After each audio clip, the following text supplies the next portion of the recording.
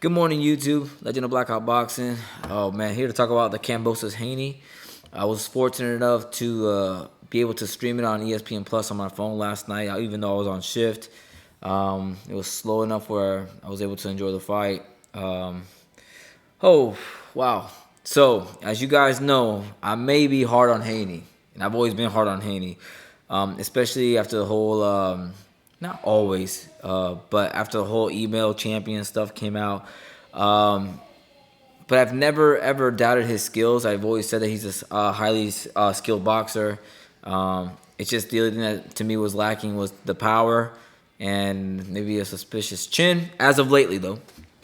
But, man, what can I say? He literally beat George Kambosos Jr. with a jab. Boxing IQ. People are gonna say, "Oh, he ran all night." You know, run all night. He kind of clinched a little bit, but I don't think it was like excessively clinching. It was he shoots some shots off, and then more of a smothering themselves, each other. Campos has had no. I mean, heart. He's heart of a lion. He's a warrior. It takes more than just being a warrior, though. In this level of in this level of competition, man. Like Devin Haney he's world class, elite boxer. He's super smart, fast, has great speed, great footwork, and has great timing, distance. So, kudos to Devin Haney. I'm happy that he was able to pull out the victory. I was at first when they first announced the fight. I think I was here sitting down. I thought Kambosos was gonna run right through him. That was just based off the Teofimo fight. I was like, oh man, this guy. I've never seen him before, but like, who is this guy, right? Long story short, Kambosos looked great in that fight. That's the only reason why I gave Kambosos a shot, because I was like, hey man, this guy's relentless. He's gonna come at you. He's gonna fight back. But styles make fights, man. And Haney's IQ was just on a different level. He just outboxed him for 10 out of the 12 rounds. I had it 10-2. And even one of those rounds, it was like a swing round. I gave it to Kambosos because I think he landed a couple more body shots. I think that's what it was. But yeah. Oh, by the way, Devin Haney showed that he had some chin, though, because Kambosos is not a one-hitter quitter type puncher, but he's got enough to drop like the likes of Teofimo. He's got like 10 knockouts out of 20 fights, or 21 fights now.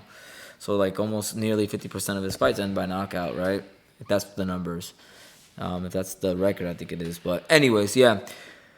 If there is a rematch, it should not be it should not be in Australia. George Kambosos did not even, like I said, didn't even come close. The fight wasn't even close. This fight, if there is a rematch, it should be in Vegas now. Devin Haney is the A side now. He's the undisputed 135 pounder of the world. Like I said, kudos to him. It's awesome. It's awesome that he was able to accomplish this. Besides the fact that he had his first title the way he did, he proved that he belonged and more. Right? That guy really impressed me last night. Like I said, it's hard to do that, but he was able to follow the game plan. He made George miss, made him pay, and Devin was first. A lot of the times, Devin was first. Devin was popping that jab. George was all busted up. But yeah, I can't wait to see what the future holds for Devin Haney. I'm sure it's gonna be great things. There are 3 names that I do want to see him fight at 135, and hopefully Devin can still make the weight. He looked really big yesterday, but he had no problem making the weight on the scale like George Kambosos did. George says it was just a mental warfare. I don't think so. George looked super drained and super sucked, dry. Sucked. His cheeks were like this. He looked dried up, but it could have been. I don't know, but yeah. Obviously, I'm gonna have to mention them. It's gonna be Shakur Stevenson if he decides to go up one more time to 135. I see that happening, though, but Shakur should definitely establish himself at 130, get a couple more titles there if he can still make the weight. Obviously, try to unify, or if not, become undisputed at 130 before moving up. The stock goes up that way. Obviously, Tank Davis is another person that's probably who should be next. I'm not sure if that fight will happen. I don't think it'd be a issue on Davis's camp. Because I personally got to hang around those people for a little bit of time, and I see that there's no running away from any fights. They only want the big fights. from here on out for sure. But yeah, and not to knock on Haney, but I'm thinking Haney wants to hang on to those belts for a little bit longer, so he'll probably take a rematch for Kambosos in the U.S. though. I think it should be in the U.S. It shouldn't have to be all the way over there. I will touch on this really quick. I know I'm a little bit everywhere with this, but yeah, I don't think that was the right thing for